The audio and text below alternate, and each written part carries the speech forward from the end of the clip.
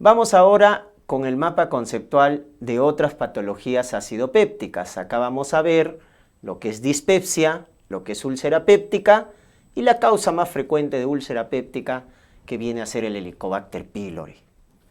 Comenzamos con dispepsia. ¿Cuál es la definición de dispepsia? Es el dolor o ardor en epigastrio, crónico, ¿no? Que dura al menos un mes. Entonces, ese ardor, dolor en epigastrio se conoce con el nombre de dispepsia. También se puede manifestar como saciedad precoz o plenitud postprandial. Afecta al 20% de la población, ¿ya? Por eso es la causa más frecuente de dolor abdominal crónico. La causa de dolor abdominal crónico es la dispepsia. Más prevalente en mujeres, fumadoras, usuarias de antiinflamatorios no esteroideos. Lo más frecuente es la dispepsia funcional, es lo más frecuente, que es idiopática y también se conoce con el nombre de dispepsia no ulcerosa. El 25% ya es dispepsia orgánica, donde tenemos patologías subyacentes, como enfermedad de reflujo, úlcera péptica o casos severos, graves, malignos, como el adenocarcinoma gástrico, pero lo más frecuente es funcional. Veamos un poco de la epidemiología. La dispepsia es común en la población general porque es el dolor abdominal crónico más frecuente. La forma más frecuente es la dispepsia funcional. Recuerden, los factores de riesgo: AINES, tabaquismo, antecedente familiar de cáncer, mayor incidencia en mujeres, como todo problema funcional, ¿no? Y adultos mayores, ¿ya? En adultos mayores hay que sospechar de dispepsia orgánica. Dispepsia orgánica. Vamos a la etiología. Entonces, lo más frecuente es funcional, idiopático. Pero en el caso de dispepsia orgánica, ¿cuál es la causa más frecuente de dispepsia orgánica? Causa benigna más frecuente, úlcera péptica. Causa maligna más frecuente, cáncer gástrico. Ya está. Esas son las causas más frecuentes de dispepsia orgánica. Benigna, úlcera péptica; maligna, cáncer gástrico. Pero lo más frecuente de todo es dispepsia funcional. Recuerden, la dispepsia no ulcerosa, también llamada, ¿ya? Otros factores: pancreatitis, hipercalcemia, trastornos sistémicos de diabetes, tiroides, etcétera, ¿no? Pero ahí estamos viendo lo más frecuente. ¿Cómo hacemos la evaluación? Una buena historia clínica, un examen físico para ver datos de organicidad, pero es muy importante los síntomas de alarma. Si nos dicen que hay pérdida de peso patológico, o disfagia o anemia, ya debemos sospechar en una dispepsia orgánica. O cuando lo levanta por la noche al paciente, ¿no? No respeta el sueño. Cuando es por la noche, es orgánico. En cambio, cuando es matutino, es probable que sea funcional. También, si es en mayores de 60 años o con síntomas de alarma, debemos descartar dispepsia orgánica. Por eso, en esos casos, ya solicitamos endoscopía. Una dispepsia en un adulto mayor, más de 60 años, o síntomas de alarma, pérdida de peso, anemia, disfagia, debo solicitar endoscopía para descartar problema orgánico. Hemos dicho, el benigno más frecuente, úlcera péptica; el maligno, cáncer gástrico. Y el tratamiento de la dispepsia funcional es inhibidores de bomba. Es el tratamiento de elección. Es el tratamiento de elección tanto en la dispepsia no ulcerosa como ulcerosa. El inhibidor de bomba es el de elección en las patologías acidopépticas. Segunda línea, antidepresivos tricíclicos, esto sí para casos de dispepsia funcional. Proquinéticos como la metoclopramida, que es un antidopaminérgico, o terapia psicológica ya como terapias de tercera línea. ¿Ya? Ahí está. Muy bien. Vamos a úlcera péptica. Recuerden que la definición de úlcera péptica es un defecto en la mucosa gástrica o duodenal más de 5 milímetros, de al menos 5 milímetros a más. Entonces, más de 5 milímetros ya es una úlcera, menos es una erosión. Afecta al 10 a 12% de la población. Es más frecuente la úlcera duodenal, pero más grave la úlcera gástrica. y sobre todo predomina en los adultos mayores, ¿no? Sobre todo, cuanto mayor la edad, más se asocia a úlcera gástrica. Más joven, úlcera duodenal. La etiología, definitivamente la causa más frecuente de úlcera péptica es esta bacteria. El Helicobacter pylori es la causa más frecuente de úlcera duodenal y úlcera gástrica, ¿correcto? Muy bien. El uso de AINES está como segunda causa, ¿no? Recuerden, sobre todo en úlcera gástrica, es un factor importante, el uso de AINES, son gastrolesivos. Los más gastrolesivos son ketorolaco a la cabeza, piroxicam, ¿correcto? Muy bien. Otros factores, tabaquismo, consumo excesivo de alcohol, etc.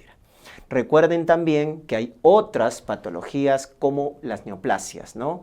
Por ejemplo, en el caso de úlcera duodenal tenemos el famoso gastrinoma que produce el síndrome de Zollinger-Ellison.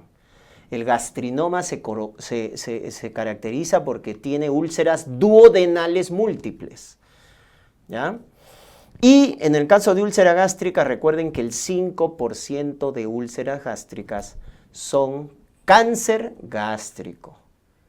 Por eso, doctores, recuerden que toda úlcera gástrica se biopsia y se confirma su cicatrización. Veamos la clasificación. Lo más frecuente es la úlcera duodenal. ¿Y cuál es la localización más frecuente? La primera porción, el bulbo duodenal, pared anterior. Es la localización más frecuente. En cambio, para las úlceras gástricas, la curvatura menor, la incisura angularis del estómago, es la localización más frecuente de la úlcera gástrica. En la fisiopatología, recuerden que el Helicobacter pylori aumenta la secreción ácida y daña la mucosa. Y eso produce generalmente úlcera duodenal. La úlcera duodenal es por hipersecreción de ácido. Recuerden ese dato. En cambio, los AINES, recuerden que bloquea la ciclooxigenasa, la COX-1, la COX-2, bloqueando la producción de prostaglandinas, que son gastoprotectoras. De esa manera afectan la mucosa gástrica, ¿ya? Las úlceras gástricas generalmente se presentan con hiposecreción de ácido. Entonces, recuerden ese detalle. La úlcera duodenal se produce por aumento del factor agresivo, que es el ácido, la pepsina. En cambio, la úlcera gástrica se produce por disminución de los factores protectores, como en este caso las prostaglandinas. Clasificación, tenemos las úlceras clasificación, de Johnson, que es para las úlceras gástricas, es del 1 al 5, ¿no? Recuerden, grado 1, cuando está en curvatura menor, incisura angularis. Grado 2, porque tiene dos úlceras, gástrica y duodenal. Grado 3, cuando se ubica en antro píloro. Grado 4, cuando se ubica en fondo gástrico. Y grado 5, cuando son úlceras múltiples, inducido por AINES. Acuérdate la clasificación de Johnson para úlcera gástrica, ¿ya? Úlceras múltiples asociadas úlceras múltiples gástricas, eso se debe asociar a AINES, y ese es el Johnson 5. Úlceras duodenales múltiples, postvulvares, gastrinoma. ¿Cuáles son las complicaciones de la úlcera péptica? La más frecuente y la que tiene mayor mortalidad, sobre todo en adultos mayores, la hemorragia digestiva. Recuerden que la úlcera péptica es la causa más frecuente de hemorragia digestiva alta que cursa con hematemesis o melena. Segundo, la perforación es la segunda complicación más común después de la hemorragia y especialmente se ve en úlceras cuya localización es en el borde anterior o en el caso de las úlceras gástricas en la región prepilórica, ¿ya? Recuerden que las úlceras ubicadas en la pared anterior son las que tienen más riesgo de hemorragia y de perforación cuando están en el borde anterior, ¿ya? Muy bien. La perforación que genera un abdomen agudo súbito, te van a decir paciente con antecedente de úlcera que tiene dolor súbito, rigidez, signos peritoneales y el famoso signo de Jover. Signo de Jover, desaparición de la matidez hepática. ¿Cómo confirmo la perforación? Con una radiografía tóraco-abdominal en bipedestación para ver el neumoperitoneo, que lo vemos con el signo de Popper, el signo en alas de gaviota o cuando se deja ver el ligamento falciforme del hígado. Esos son los 3 datos radiológicos de perforación. Signo de Popper, ¿no? El neumoperitoneo unilateral, alas de gaviota cuando es bilateral o cuando veo el ligamento falciforme. Entonces, la radiografía tóraco-abdominal simple en bipedestación te confirma el neumoperitoneo, es decir, la perforación. ¿Ya? Recuerden el signo clínico, Jover, desaparición de la matidez hepática. Luego ya tenemos 2 menos frecuentes, que es la penetración. Sobre todo se penetran las úlceras del borde posterior. Entonces, la úlcera duodenal se penetra el páncreas, generando pancreatitis, y la úlcera gástrica se penetra al hígado o al colon. ¿Estamos? Muy bien. Y la obstrucción generalmente es del conducto pilórico a nivel del píloro, en el caso de las úlceras gástricas, y en el duodeno es menos común. ¿Correcto? Muy bien. Y terminamos con el Helicobacter pylori. Recuerden, esta bacteria es un bacilo gram negativo común en la mucosa gástrica, ¿no? Puede vivir en el pH ácido debido a que tiene un factor protector, que es la enzima ureasa. Es un bacilo gram negativo, flagelado, ¿no es cierto?, cuya transmisión es fecal-oral. Transmisión fecal-oral, afectando al 50-60% de la población. Entonces, casi de cada 2, una persona está infectada por Helicobacter pylori, por ingesta de alimentos o líquido contaminado, ¿ya? Pero pocos hacen la enfermedad. Una cosa es estar infectado y otra cosa es hacer la enfermedad. El principal factor de virulencia, la enzima ureasa, es el principal factor de virulencia, porque permite aumentar el pH. Eso le hace resistir al Helicobacter en el ambiente ácido del estómago. Está asociado, recuerden, a diversas patologías digestivas, gastritis, dispepsia, úlceras pépticas, cáncer gástrico y linfoma gástrico también, ¿no? El llamado linfoma tipo Malt. Todo eso está asociado a Helicobacter pylori. También patologías extradigestivas, como PTI, púrpura trombocitopénica inmune, o anemia ferropénica, refractarias a suplemento. Vean acá la fisiopatología, ¿no es cierto? Lo que hace el Helicobacter pylori, infecta la mucosa gástrica normal, generando una infección aguda. Pero lo más característico es la infección crónica del Helicobacter. Recuerda que la causa de gastritis aguda más frecuente es los AINES, consumo de AINES. Pero la causa más frecuente de gastritis crónica es el Helicobacter pylori, que puede generar, esto es lo más frecuente, cuando afecta el antro, ¿correcto? Entonces la gastritis a predominio antral a nivel del antro es lo que le gusta al Helicobacter, el antro pylori, luego que puede evolucionar a úlcera duodenal.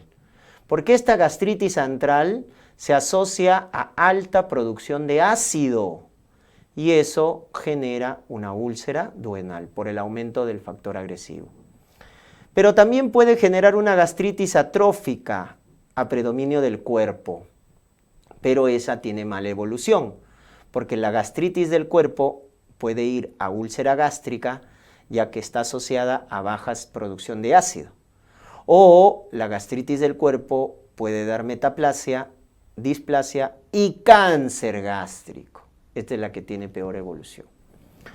Y la pangastritis no atrófica, que te puede llevar al linfoma tipo Malt, al linfoma gástrico. Entonces ahí hemos visto la evolución fisiopatológica de la infección por Helicobacter pylori. Puede estar asociado a gastritis aguda, gastritis crónica, úlcera péptica, duodenal gástrica, adenocarcinoma gástrico, linfoma gástrico, ¿correcto? Dispepsia también. Con todo eso está asociado el Helicobacter. ¿Cómo hacemos el diagnóstico? Las de elección y específicas son las pruebas directas, endoscopía más biopsia. Son las que nos confirman el diagnóstico, porque mediante la biopsia hacemos el test de ureasa, el cultivo, para confirmar la infección.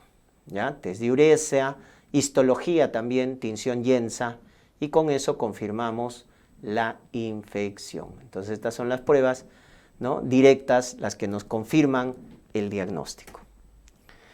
Tratamiento, tenemos la triple terapia, llamado OCA, ¿no? Omeprazol, claritromicina y amoxicilina, por 14 días, por 2 semanas, ¿correcto? Omeprazol, claritromicina y amoxicilina. La cuádruple terapia, ¿no?, cuando no responde, bismutol, metronidazol, tetraciclina y omeprazol, ¿no? El esquema BOM, bismutol, omeprazol, tetraciclina y metronidazol. ¿Ya? Es la cuádruple terapia. ¿Y cómo confirmamos la erradicación? Con el test de aliento. El test de aliento puede servir para el diagnóstico, pero principalmente es el método o la prueba para monitoreo, para confirmar si hemos erradicado a la bacteria después del tratamiento. Esa es la principal importancia del test de aliento, ¿no? Confirmar la erradicación, confirmar que ha sido efectivo el tratamiento con la triple, cuádruple terapia después del tratamiento. Entonces, monitoriza el tratamiento. Entonces, mientras las pruebas directas como endoscopía, biopsia nos confirman el diagnóstico, las pruebas indirectas como el test de aliento es la que nos monitoriza el tratamiento. Y la que menos sirve, recuerden, son las pruebas serológicas, los que miden anticuerpos. Esas básicamente sirven para estudios epidemiológicos, ¿correcto? Muy bien.